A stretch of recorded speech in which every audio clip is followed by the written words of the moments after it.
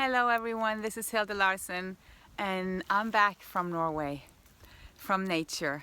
I mean, look at this beautiful day. Can you see? Look at this. It is the ocean going pretty much straight out. You know, this is America at the other end. And just walking down here, I'm gonna take my shoes off.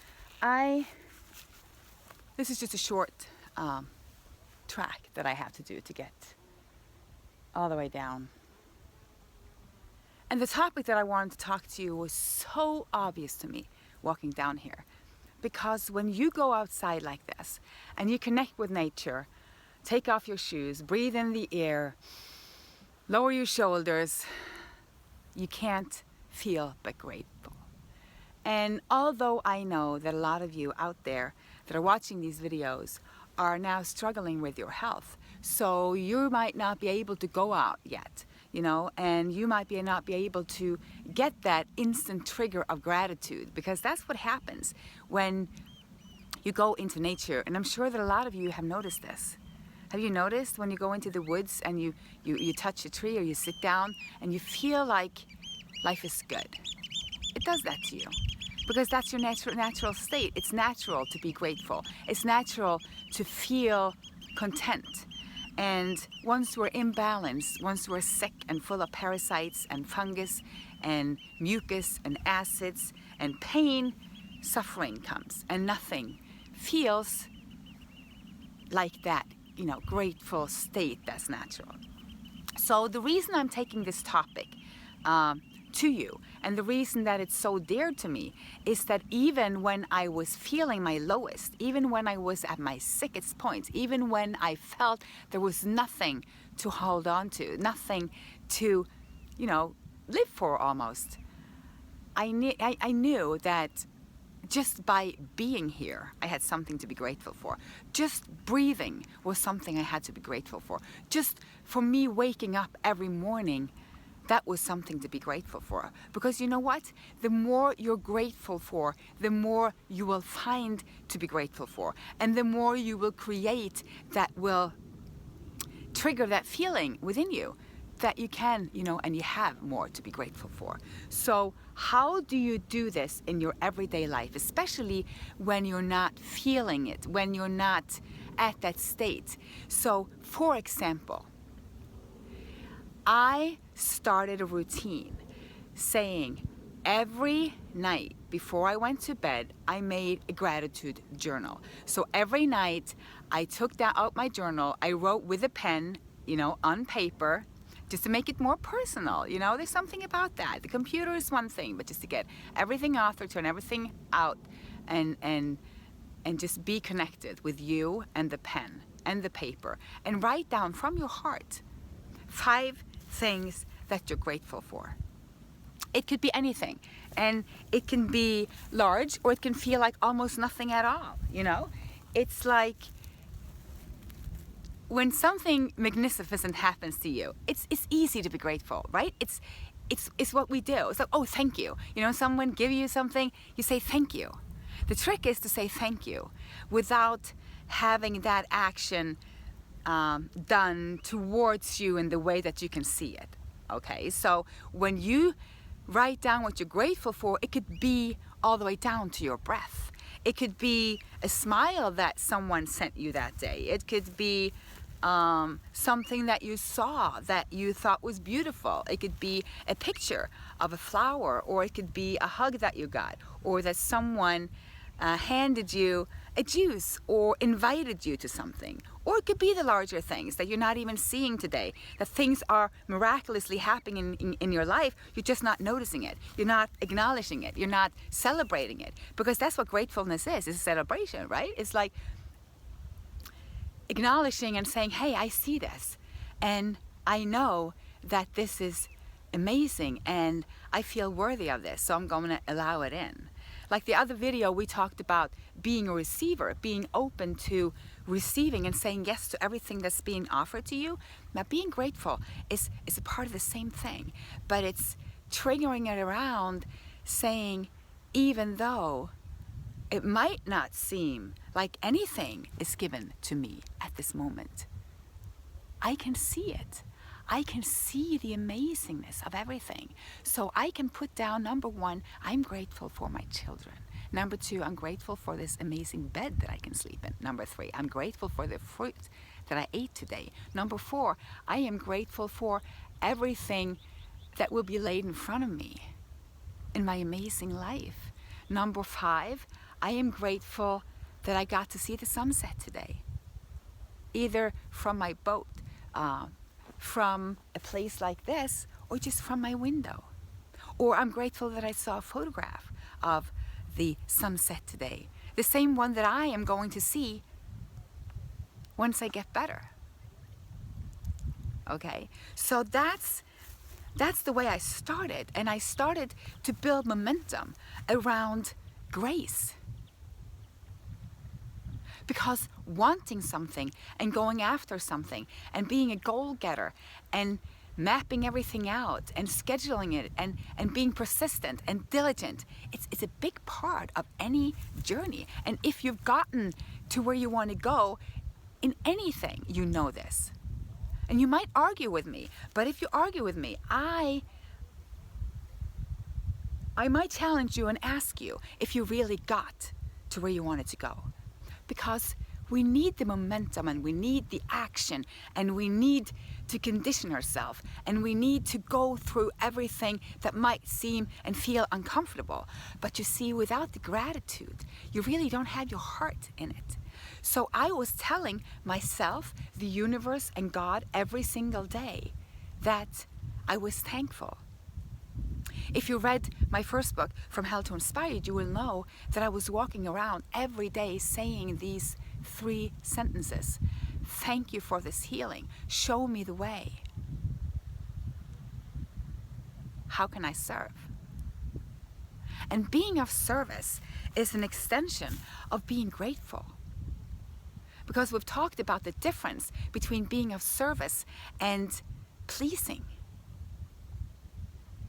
And just to recap on that, when you're pleasing someone or a situation, you are doing it for the benefit of what you think and believe that you're going to receive back. You're doing it either to be liked, to be honored, to be seen, or you think that if you don't do it, they will not like you. If you don't do it, nobody would recognize you or give you what you crave. That's outside of you. Now, being of service is saying, how can I, by being me, be of service to this world just because that's a part of my mission. That's a part of my purpose. That's part of why I am here, and that's part of why we're all here. And I'm honoring that in all of us, that being of service is the same as breathing the same air as everybody else is breathing. Being of service is the same as saying, I recognize that we're all one, and here is my hand, or here is my trait, and here is my abilities. I wish it to be used for the good. And it doesn't matter what you're doing. So that's being of service, not pleasing. And now you can see being of service will take you into grace and gratitude, because it all comes from the heart, and it all comes from the healing energy of the universe. And that is the language of the universe. It's the emotional, or it's the love connection rather, because we look at emotions like something triggered from anything from parasites to events outside of us, and they are, you know, emotions are that. Then you could state, is love an emotion? No, it's not. It's just a state of being. So you can be full of parasites. You can have so many traumas happen in your life. You can have so many reasons, if you're looking for one, to just simply say, I have nothing to be grateful for. Well, you see, being grateful has nothing to do with what happened to you. It has nothing to do with the life that you're living today. Being grateful is quite the opposite. It is what creates the life that we're living today. So no matter what, I mean, if you were Mother Teresa, or if you were Mahatma Gandhi, or if you were Nelson Mandela, I don't care who you are. You can always be grateful because it's a state of being. It's the start of all healing, the way that I see it, and the way that I've experienced it. Because just mechanically changing what you're doing, or taking a supplement, going to a practitioner, putting yourself into a machine, hooking yourself up to any regime that is simply not changing the way you look at things, or the way that you perceive the world, or the way that you're willing to open your heart and share and be of service, it's not going to change them up for you. At best, it will take you closer to gratitude. At best, it will show you more of who you are and what this beautiful, beautiful, beautiful nature has to tell us. It's at ease with everything that is. It is, right now, calm. The smell is amazing. It's like this combination of earth and water and air that we're all a part of. But just a couple of days ago, it was raining down here, and the ocean was white outside there from waves. It was raving, but it was just being in that element. And the same thing with us. I'm getting back to the emotions. Sometimes emotions are stirred up by parasites or food that we eat or old memories that comes up, especially when we choose a healing path, because everything wants to leave us. That we're holding on to, that's not serving us. It doesn't mean that we're going to live a life without emotions and without feeling who we are, because we're human beings. We're here to be in this body and to experiment all of this, the duality. We're here to experience day and night, light and dark, cold and hot, sad, happy. And it is okay to be an emotional being. We are humans. We are emotional beings. But that doesn't mean that the emotion should ride us to the point where we can't even find our own gratefulness.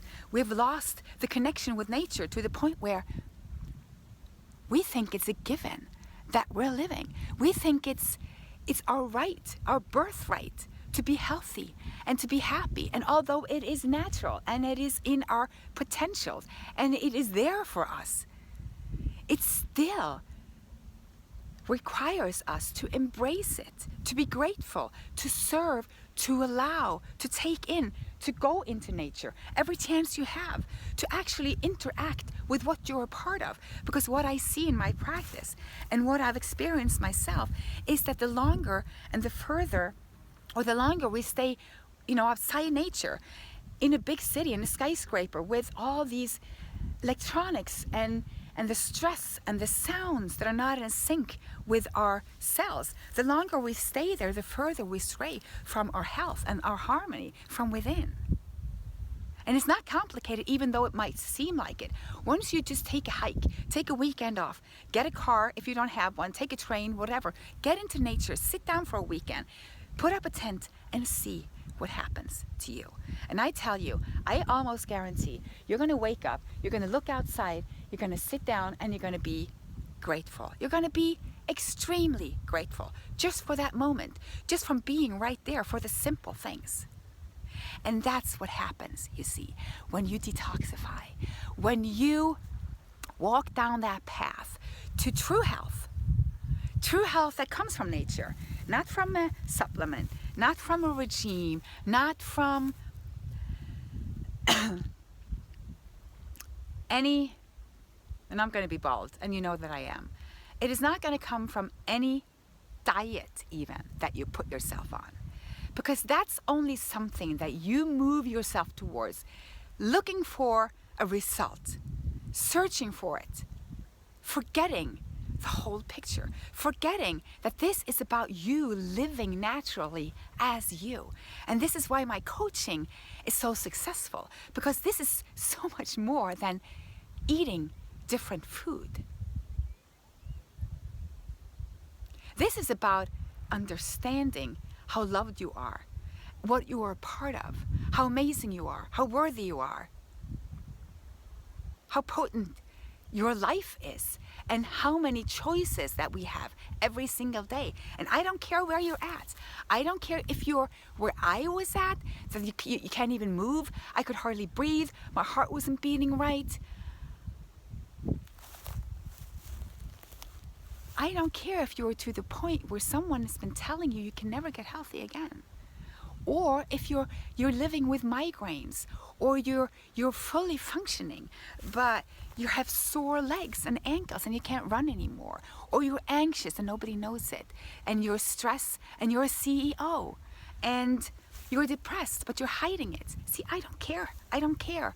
You can balance everything because your body's made to be healthy. It is natural. It's all up to you and your lifestyle. It's about getting together with nature and people that are willing to walk with you in the sense of giving you the space that you need.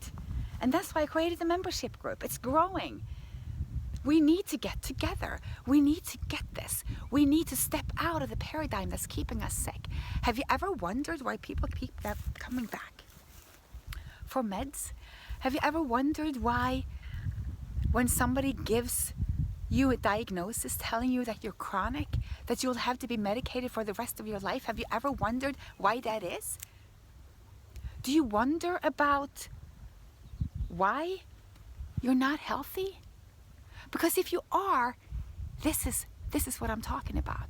This is for you. If you're wondering, then you don't have to wonder anymore. Because there's nothing to wonder about. All there is to step back. Start with being grateful for everything that you have and ask to be shown the way. Because truth is truth. Truth is truth. We are human beings. We are here on earth right now in this reality that we are creating. We are close to nature and we're part of it. We become dirt. Our body becomes dirt. That's how close to nature we are. We are literally nature, a part of it, made of the same atoms, the same particles. We're not different. We're just living so differently that we're imbalanced, that we're sick. Have you noticed? Have you noticed how sick we are? Do you know that it's not natural to even have pain in your body if you don't hurt yourself? If you don't break a leg or strain yourself excessively, you're supposed to be limber and healthy and happy all through your years. We're supposed to leave the body at one point, but we're not supposed to die after a long time of sickness and suffering. That's the difference, you know.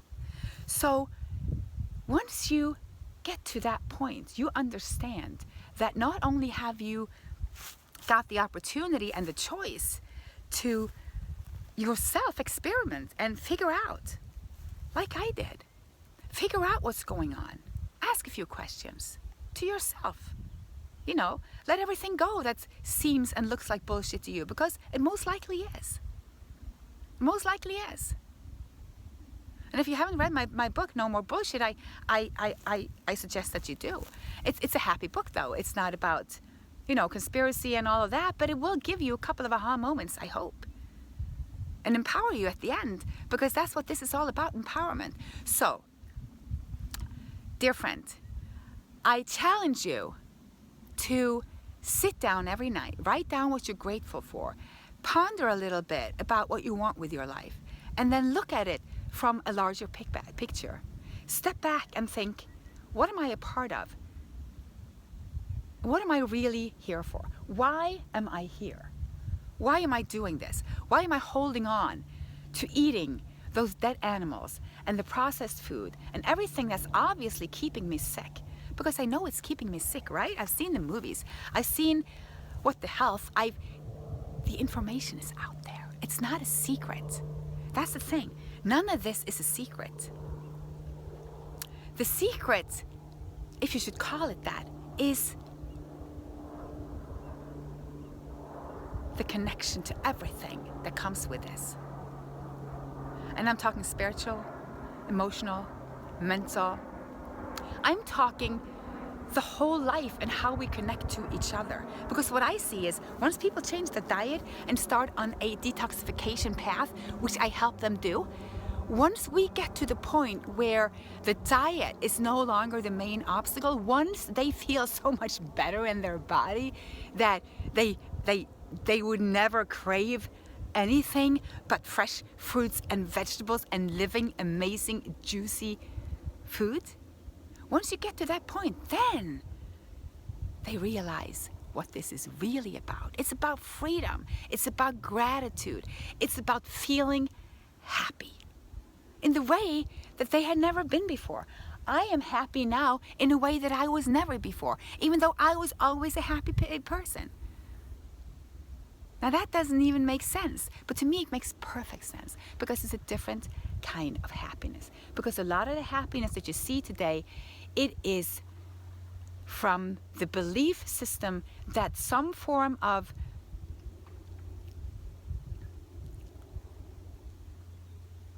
physical or mental or even money, achievement type of success and wealth is what makes happiness. And if you have